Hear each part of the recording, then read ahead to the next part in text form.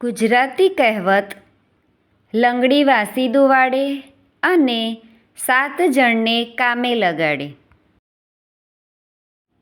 લંગડી વાસીદું વાળે અને 7 જણને કામે લગાડે.